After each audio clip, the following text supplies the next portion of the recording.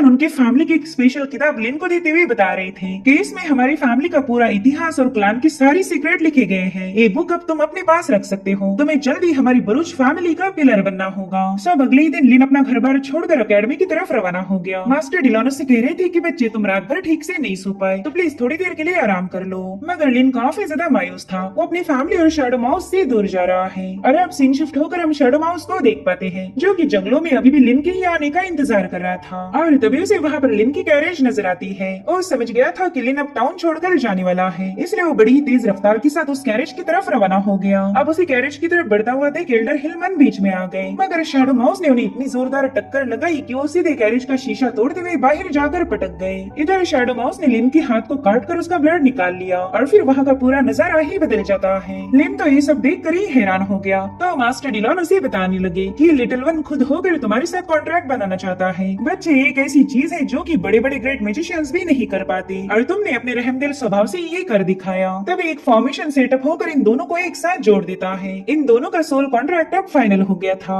लिन उससे पूछ रहा था कि क्या तुम मुझे अपना नाम बता सकते हो, मगर शैडो माउस का कोई नाम नहीं था। तो लिन ने बड़े ही प्यार से उसका नाम रखा बेबी। वहीं पर हिलमन काफी ज्यादा शॉक होकर उससे पूछते कि लिन क्या तुमने वाकई इस मैजिकल बीस्ट को टेम किया था, मगर ये काम तुम सोल स्क्रॉल के बिना तो नहीं कर सकते। जिस पर लिन कहने लगा अंकल आप टेंशन बिल्कुल मत लीजिए, बेबी ने तो सब कुछ खुद होकर ही सॉर्ट आउट कर लिया। और अब ये लोग एक लंबा सफर तय करके अर्न्स्ट अकेडमी के सामने पहुंच गए जो कि काफी ज्यादा अमेजिंग थी। यूनान कॉन्टिनेंट की सबसे ग्रेटेस्ट अकेडमी का हिस्सा बनने के लिए कई सारी मेजेस यहाँ पर आ चुके हैं और अब हमें यहाँ की ट्रायल दिखाई गई। वेल एक मेज अप्रेंटिस अपनी पावर्स को चेक करने के लिए डायस पर पहुंच चुका था और तब एक एल्डर ने उस पर बहुत ही स्ट्रॉन्ग एनर्जी रिलीज करना शुरू कर दी, जिसके प्रेशर के सामने वो बंदा एक सेकंड भी टिक नहीं पाता और इसका अंजाम था कि वो इस एग्जाम में फेल हो गया। वैसे तो ये बंदा नोबल फैमिली का मेंबर है, मगर यहाँ पर किसी नोबल फैमिली की गुंडागर्दी नहीं चलती। इधर मास्टर डिलॉन लिन को बता रहे थे कि इस परीक्षा को पास करने के लिए माइंड पावर का स्ट्रांग होना सबसे ज्यादा इम्पोर्टेंट है और माइंड पावर का पेशेंस लेवल ज्यादा होना चाहिए। तो मैं चाहता हूँ कि तुम अपनी हर एक लिमिट को पुश करो। अगर तुमने इस एग्जाम को पास नहीं किया तो फिर यहाँ पर तुम्हें एडमिशन नहीं मिलेगी। तो यूँ समझ लो कि ये तुम्हारे लिए एक डू और डाई सिचुएशन है। और उतने में लिन को भी डायस पर बुलाया जाता है। पहले तो लिन के पास कौन से एलिमेंट्स है उन्हें चेक किया गया और उसके एलिमेंटल पावर्स को देखकर ही एल्डर काफी ज्यादा खुश हो गए। वो बताने लगे कि इस बच्चे की earth and wind superior grade और फायर इंटरमीडिएट ग्रेड पर पहुंच चुकी है। अब ये सुनते साथ ही वहाँ मौजूद एल्डर्स काफी ज्यादा शॉक हो गए। एलिमेंट्स का इतना स्ट्रॉन्ग अट्रैक्शन तो बिल्कुल ही रेयर था। जिसके बाद लिन फॉर्मेशन डाइस पर चला जाता है जहाँ पर एग्जामिनर ने लाइट मैजिक फॉर्मेशन को एक्टिवेट किया जो कि बड़ी ही तेजी के साथ लिन पर अपनी एनर्जी रिलीज करना शुरू कर देता है। लिन को इससे काफी ज्यादा तकलीफ हो रही थी मगर फिर भी उस फॉर्मेशन को रेजिस्ट करने लगा। अभी देखकर ही अलग अलग अकेडमीज के मास्टर लिन से इम्प्रेस होकर अपनी अकेडमी ज्वाइन करने के लिए बताने लगे। उसे तो ट्यूशन फीस में वेबर और स्कॉलरशिप के भी वादे किए जाने लगे। सबकी नजरें लिन पर थी क्योंकि लोग समझ गए थे कि लिन एक उभरता हुआ सितारा है। मगर लिन तो अर्न्स्ट अकेडमी के मास्टर का दिल जीतना चाहता था। उसे काफी ज्यादा तकलीफ हो रही थी मगर फिर उसे याद आता है कि कैसे उसकी फैमिली को हमेशा भूली किया जाता। अगर ऐसा ही चलता रहा तो बरूच फैमिली का कोई फ्यूचर नहीं होगा। और वहीं पर लिन अपने फादर को डिसअपॉइंट नहीं करना चाहता था। उनसे कहता है कि फादर मैं कभी आपको निराश नहीं करूंगा और फिर वो इतने हेवी प्रेशर को अपनी पावर्स की मदद से डिस्ट्रॉय कर देता है जो देखकर ही सभी लोग हैरान थे। साथ ही वहाँ पर अनाउंस किया जा रहा था कि इस बच्चे की मैजिकल पावर बाकी के डिसाइपल्स से 18 गुना ज्यादा है। इनफैक्ट उसकी माइंड पावर को सुपीरियर ग्रेड की कैटेगरी दी गई और यही देख अर्न्स्ट अकेडमी के मास्टर लिन से काफी ज्यादा इम्प्रेस हो गए। इसलिए वो तुरंत ही उससे मिलने के लिए डायस पर पहुंच जाते हैं। वो लिन को बता रहे थे कि जो भी बंदा खुद की लिमिट्स को पुश करने की एबिलिटी रखे बस वही मैजिक पाथ पर चल सकता है और तुम में वो काबिलियत है। तो मैं अर्न्स्ट अकेडमी की तरफ से तुम्हें हमारी अकेडमी को ज्वाइन करने के लिए इनवाइट करता हूँ। ये सब देखकर ही सीनियर हिलमन काफी ज्यादा खुश हो गए। वहीं पर लिन ने भी उनके इनविटेशन को एक्सेप्ट करते हुए बताया कि इस अकेडमी का स्टूडेंट बनना मेरा बचपन से ही सपना था और आज आपने मेरे सपनों को पंख दे दिए। जिसके बाद हिलमन काफी ज्यादा एक्साइटेड होकर लॉर्ड ओशन के पास पहुंच जाते हैं। वो कहते हैं कि आपको यकीन नहीं होगा हमारे लिन को अर्न्स्ट अकेडमी ने खुद होकर एडमिशन दे दी। जो सुनकर ही ओशन भी काफी ज्यादा इमोशनल हो गए। वो अपनी वाइफ की पोर्ट्रेट के सामने जाकर बताने लगे कि हमारा बेटा बड़ा हो गया, वो अब इस परिवार को दोबारा से राइज कर पाएगा और मैं फिर तुम्हारे पास आ जाऊंगा। जिसके बाद वो एक बॉक्स को ओपन करते हैं जिसमें एक रेड कलर का साइन था। वेल इस मिस्ट्री के बारे में हमें कहानी में आगे पता चलेगा मगर लॉर्ड ओशान ने अपनी वाइफ से वादा किया कि वो जल्दी उन्हें ढूंढ लेंगे। अब अगले सीन में हमें अर्न्स्ट अकेडमी का खूबसूरत नजारा दिखाया गया। यहाँ पर कॉन्टिनेंट का हर एक मेज मौजूद है जिसके पास कोई ना कोई खास एबिलिटी थी। लिन तो इस अकेडमी को देखकर ही खुश हो जाता है। वो कहने लगा कि इसकी ग्रेटनेस की जितनी भी तारीफें की जाए वो कम होगी। साथ ही मास्टर डिलान उसे बता रहे थे कि हजारों सालों पहले भी ये अकेडमी ऐसी ही नजर आती थी। इसमें आज भी कोई बदलाव नहीं हुआ। इनफैक्ट इसे देखकर तो मेरी पुरानी कुछ यादें ताजा हो गई।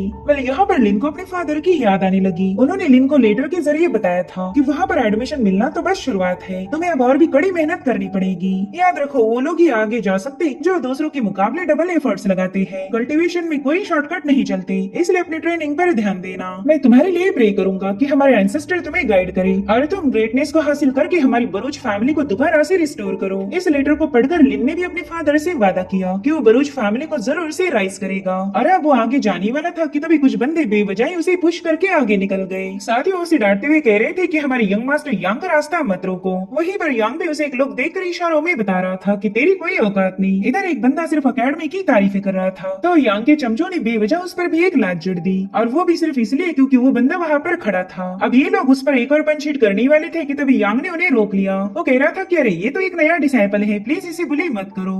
इतना ही नहीं, वो उस बंदे के सामने मदद का हाथ ऑफर करता है, और फिर जैसे उस बंदे ने यांग पर ट्रस्ट करके अपना हाथ आगे बढ़ाया, यांग तुरंत ही उस पर अटैक कर देता है। अब ये देखकर ही लिन बीच में आ गया। वो यांग से पूछ रहा था कि तुम ये सब क्यों कर रहे हो, क्या तुम्हें नहीं लगता कि तुमने अपनी हद पार कर दी है? जिस पर यांग कह रहा था कि तू गाँव से आया हो जाहिल, मेरे सामने हीरोबंदी दिखाएगा क्या? अब यहाँ पर कई सारे डिसाइपल्स जमा हो गए थे तो यांग का चमचा उसे धीरे से बताने लगा कि मेरे ख्याल से हमने इस मैटर को यहीं पर खत्म करना चाहिए। अगर टीचर्स को पता चला तो बेवजह मसले हो जाएंगे। तो यांग भी उनकी बात मानते हुए लिन से कहने लगा कि तो यूँ समझ ले कि आज तेरा लकी डे है, लेकिन अगली बार ये मामला जरूर से सेटल किया जाएगा। जिसके बाद लिन अपने कमरे के सामने पहुंच गया जहाँ का काफी सारा फर्नीचर खाली किया जा रहा था, और तभी येल डाउसन वहाँ पर पहुंच जाता है। वो लिन को अपना नाम बताकर इंट्रोड्यूस करने लगा। लिन उससे पूछता है कि मेरे भाई आप ही सारा फर्नीचर खाली क्यों करवा रहे हो? जिस पर डाउसन कहता है कि हम एक नई शुरुआत करने जा रहे हैं, इसलिए हमारे रूम में हर एक चीज नहीं लगा दी है। तुम यूँ समझो कि हम दोनों अब भाई हैं और अगले कुछ डिकेड्स हमें एक साथ ही रहना पड़ेगा। तो तुम्हें जब भी किसी चीज की जरूरत पड़े बस मुझे बता देना। डिकेड से जिक्र सुनते साथ ही लिन शॉक हो गया।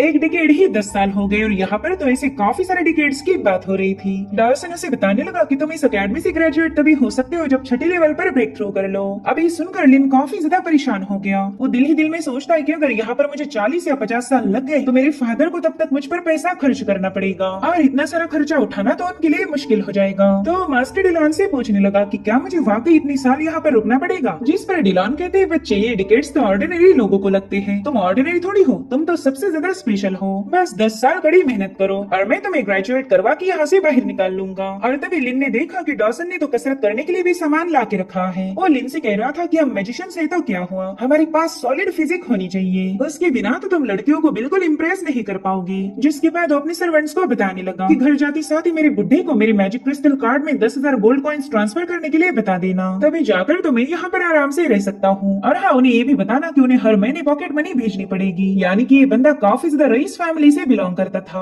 और उतने में वहाँ पर जॉर्ज वॉल्श नाम का बंदा पहुंच जाता है। वेल ये भी इनका रूममेट था और ये बंदा वाटर एलिमेंट का एक्सपर्ट है। उसने वहाँ आते साथ ही अपने रूममेट्स के लिए गिफ्ट पेश किए। उसने डॉसन को हाइप्रिस्ट की लाइट से ब्लेस किया और ब्रूच गिफ्ट किया था, जिसे देखकर ही डॉसन तो काफी ज्यादा खुश हो गया। साथ ही जॉर्ज लिन को बताने लगा कि मैं तुम्हारी फैमिली की ड्रैगन ब्लड वॉरियर्स की कहानियां सुनकर ही बड़ा हुआ। सच बताओ तो तुम्हारे एंसेस्टर मेरे लिए किसी सुपर हीरो से कम नहीं है। तब लिन भी जॉर्ज ने दिया हुआ गिफ्ट चेक करता है। वेल उसने देखा कि जॉर्ज ने उसे मैजिक सेंसिंग क्रिस्टल दिया है। वो लिन को बताने लगा कि इसकी मदद से तुम अपनी मैजिकल पावर्स और स्पिरिचुअल एनर्जी को कभी भी चेक कर सकते हो। जो देखकर लिन तुरंत ही उसे थैंक्स बोलने लगा। वो कहता है कि मुझे ऐसे ही किसी ट्रेजर की जरूरत थी जिसमें मैं अपनी प्रोग्रेस को ट्रैक कर सकूं। और अब लिन अपनी मैजिकल फोर्स को उस क्रिस्टल के साथ चैनल करता है, जिससे उसके रूममेट्स भी हैरान हो गए थे। वो उसे कहते हैं कि तुम्हारे पास तो विंड एंड अर्थ का ड्यूअल एलिमेंट है। दरअसल इन्होंने अभी तक लिन के फायर एलिमेंट को नोटिस ही नहीं करा था। साथ ही मास्टर डिलॉन भी ड्रैगन रिंग से बाहर आकर लिन को बताते हैं कि तुम जल्दी ब्रेक थ्रू करने की कगार पर हो। तभी इनका एक और रूममेट वहाँ पर पहुंच जाता है। वेल इसका नाम था रेनॉल्ड डंस्टन, और उसके साथ जो एल्डर आए थे उन्हें देखते साथ ही मास्टर डिलॉन रिंग में वापस चले गए, क्योंकि उन्हें शक था कि ये बंदा उनकी प्रेजेंस को सेंस कर पा रहा। इधर बेचारा रेनॉल्ड तो तूफान का दूसरा नाम था। ये जहाँ भी पाँव रखेगा वहाँ पर तोड़फोड़ कंफर्म है। डॉसन उससे कहने लगा कि भाई तुम तो फायर एलिमेंट मेज हो जो कि बहुत ही स्ट्रॉन्ग क्लैन से बिलोंग करता, मेरे ख्याल से तुम ओब्रायन एम्पायर से हो। जिस पर रेनॉल्ड कहने लगा हाँ बिल्कुल, मैं वहाँ के वॉरियर क्लैन का मेंबर हूँ। और अब रेनॉल्ड के ग्रैंडपा भी इन सभी को गुड बाय बोलकर वहाँ से रवाना हो गए। इधर लिन ने देखा कि बेबी उसके कंधे से अचानक से गायब हो गया। दरअसल वो इनके लिए जो दावत अरेंज की हुई थी उसे चट करने में बिजी था। और अब जैसे रेनॉल्ड की उस पर नजर पड़ती है वो तुरंत ही समझ गया कि ये तो डिवाइन बीस्ट शैडो माउस है, इसलिए वो तुरंत ही अपने फायर एलिमेंट से उस पर अटैक करना शुरू कर देता है। मगर बेबी ने उसे काफी अच्छे से चकमा दिया और फाइनली लिन अर्थ स्पाइक का इस्तेमाल करके इस चेस को फिनिश कर देता है। बाद में रेनॉल्ड को पता चला कि शैडो माउस तो लिन का दोस्त है, इसलिए वो तुरंत ही उससे माफी मांगने लगा। खैर लिन को जितने भी बंदे मिले वो काफी ज्यादा फ्रेंडली थे और लिन भी इसके लिए खुश है, वरना अकेडमी में गुजारा करना करना तो और भी ज्यादा मुश्किल हो जाता। अब अगले दिन से इनकी क्लासेस स्टार्ट हो जाती है। वेल यहाँ पर कुछ मैजिकल फेदर्स की मदद से इन्हें विंड एलिमेंट को कंट्रोल करने की ट्रेनिंग दी जा रही थी। तभी मास्टर डिलानो से बताने लगे कि देखो वो लड़की काफी अच्छे से विंड एलिमेंट को कंट्रोल कर पा रही, जब तुम भी लगातार प्रैक्टिस करोगे तो उसके जैसे ही फ्लुएंट बन जाओगे। और उतने में वहाँ पर काफी स्ट्रॉन्ग विंड पावर पहुंच जाती है। उसने तो आते साथ ही उस बंदे को क्लासरूम से बाहर फेंक दिया जो कि प्रैक्टिस करने की बजाय क्लास में सो रहा था। दरअसल इनके टीचर यहाँ पर पहुंच गए हैं और इसका नाम था ट्रियन और ये खुद इस अकेडमी का स्टूडेंट भी है। ट्रियन इन सबको बताने लगा कि मैं तुम्हें विंड एलिमेंट मैजिक कोर्स सिखाने वाला हूँ। विंड एलिमेंट सिर्फ दो ही चीजों के लिए फेमस है, एक तो है इसकी स्पीड और दूसरी तबाह कर देने वाली अटैकिंग पावर। तो आज हम अपने पहले चैप्टर विंड ब्लेड पर फोकस करेंगे। और अभी सभी लोग ट्रायन के इंस्ट्रक्शन को फॉलो कर विंड ब्लेड को क्रिएट करने की कोशिश करने लगे। और थोड़ी देर में ट्रायन ने अपनी एनर्जी का यूज करके वहाँ मौजूद हर एक फेदर को स्लिट कर दिया। तभी उसकी नजर पड़ी उस बंदी पर जिसकी मास्टर डिलॉन ने तारीफें की थी, तो तुरंत ही उस बंदी को सामने बुला लेता है। वेल इसका नाम है लियान और उसने आते साथ ही अपने विंड एनर्जी को काफी तेजी के साथ रिलीज करना शुरू कर दिया। साथ ही वो काफी ज्यादा कॉन्फिडेंट भी नजर आ रही थी, तो ट्रायन ने तुरंत ही उसे रोकने का हुक्म दिया। वो उससे कहने लगा कि शायद तुम दीशी की सिस्टर हो, मैं क्लास में पढ़ा रहा था और तुम अपनी एनर्जी पर फोकस कर रही थी। इससे ये बात साबित होती है कि तुम काफी ज्यादा एरोगेंट और नैरो माइंडेड हो। तुम्हारे जैसे लोग मैजिक की असली डेप्थ को कभी समझ नहीं पाते। और फिर ट्रायन वहाँ मौजूद फेदर्स का यूज करके उस पर अटैक करने की फिराक में था, मगर वो बस उसे डराना चाहता है। साथ ही वो उसे जानबूझकर उसके भाई के नाम से पुकार रहा था, यानी कि इस बंदे की खुद की कोई औकात नहीं। जिसके बाद ट्रायन सबको बताता है कि हमारे अकेडमी में हर सेमेस्टर के बाद मैजिकल टूर्नामेंट की जाती, तो अगर तुम लोग ये दिखाना चाहते हो कि तुम कितने ज्यादा पावरफुल हो तो टूर्नामेंट में पार्टिसिपेट करो। यहाँ क्लासरूम में शो ऑफ करने की कोई जरूरत नहीं। और अब अगले सीन में हम लिन को देख पाते हैं जो कि प्रैक्टिस करने के लिए एकांत में आ चुका था, मगर तभी वो मास्टर डिलॉन को समन करके उन्हें बता देता है कि मैं इस अकेडमी में अपने 10 साल जाया नहीं करना चाहता। तो मैंने डिसाइड किया है कि मैं अर्थ एलिमेंट क्लास को पूरी तरह से स्किप करके बस विंड एलिमेंट क्लास पर फोकस करूंगा। तो एल्डर भी इसके लिए राजी हो गए, जिसके बाद लिन से कहने लगे कि देखो मुझे काफी ज्यादा नींद आ रही, तो बिल्कुल मुझे डिस्टर्ब मत करना। और उतने में लिन ने देखा कि वहाँ पर कई सारे विंड स्लैशेस से अटैक हो रहे। दरअसल लियान अपना सारा गुस्सा चट्टानों पर उतार रही थी। वो कहती है कि लोग हमेशा मुझे मेरे भाई के नाम से जानते आ रहे, मेरी अपनी तो कोई पहचान नहीं। और तभी उसकी नजर पड़ी लिन पर। वो लिन से गुस्से में पूछती कि तुम यहाँ पर क्यों आए हो, कहीं तुम भी मेरा मजाक तो नहीं उड़ाना चाहते। तो लिन उसे बताता है कि रिस्पेक्ट एक ऐसी चीज है जो कोई तुम्हें ऐसे ही नहीं देगा, तुम्हें लोगों की रिस्पेक्ट को अर्न करना पड़ेगा। और इतना कहते साथ ही वो वहाँ से रवाना हो गया। अब लिन ने अपनी प्रैक्टिस पर फोकस करना शुरू कर दिया था। वो एक पल भी फालतू की चीजों में गवाना नहीं चाहता। वो रात भर प्रैक्टिस करता और दिन में अकेडमी के लेक्चर्स को अटेंड करता। ऐसे ही कई दिन गुजर गए। कभी कभार वो अपने दोस्तों के साथ भी एंजॉय कर लेता। लगातार मेहनत करने की वजह से लिन की पावर अब काफी ज्यादा इंक्रीज होने लगी। वो अर्थ एंड फायर एलिमेंट को बड़ी ही बेहतरीन तरीके से कंट्रोल कर पा रहा था। और फिर उसकी पावरफुल एनर्जी से बड़ी सी क्लिफ पर भी क्रैक्स पड़ गए। मास्टर डिलॉन तो उसकी इस प्रोग्रेस को देखकर ही काफी ज्यादा इम्प्रेस हो गए। वो लिन से कहते हैं कि तुम तो लेवल 2 पर पहुंच चुके हो, मगर लिन बिल्कुल भी खुश नहीं था। वो कहता है कि मैंने पूरा 1 साल बिना रुके लगातार मेहनत करी और ये सब करके भी मैं बस लेवल 2 पर ही पहुंच पाया। अभी भी मंजिल मुझसे काफी ज्यादा दूर है। जिस पर एल्डर कहने लगे कि तुम फिक्र मत करो, तुम्हारी इस प्रोग्रेस को कोई बीट नहीं कर सकता। मेरे टीचर ट्रायन भी लिन की इस प्रोग्रेस पर काफी दिनों से नजर रखे हुए था और फाइनली वो समझ गया कि लिन एक ट्रू जीनियस है। इसलिए अगले दिन वो लिन से कहने लगा कि तुम अकेडमी के कॉन्टेस्ट में पार्टिसिपेट करोगे। तो लिन कहता है कि मैं इस कॉन्टेस्ट में पार्टिसिपेट नहीं करना चाहता। तो ट्रायन उससे कह रहा था कि बच्चे मैं तुमसे पूछ नहीं रहा बल्कि तुम्हें बता रहा हूँ, तुम्हें सिर्फ कॉन्टेस्ट में हिस्सा ही नहीं लेना बल्कि फर्स्ट प्लेस भी हासिल करना है। तुम्हें पता ही होगा कि इस कॉन्टेस्ट में जीतने के बाद तुम्हें लग्जरियस रूम मिलेगा। तभी लिन उनसे पूछने लगा कि क्या यहाँ पर कोई कैश प्राइज है, जिस पर ट्रायन ने मना कर दिया। तो लिन कहता है ठीक है, फिर मैं भी कॉन्टेस्ट में सहभागी नहीं होना चाहता, उतना टाइम तो मैं अपनी ट्रेनिंग पर फोकस करूंगा। और अब वो दिन आ चुका था जहाँ पर अर्न्स अकेडमी में एनुअल कॉन्टेस्ट होगा और इनका ही रूममेट इस कॉन्टेस्ट की अनाउंसमेंट कर रहा था।